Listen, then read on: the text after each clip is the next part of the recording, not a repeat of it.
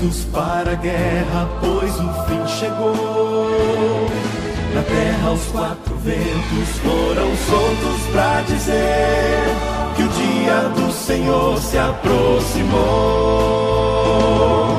Todo o universo se levanta para ver a última batalha, o bem vencendo o mal.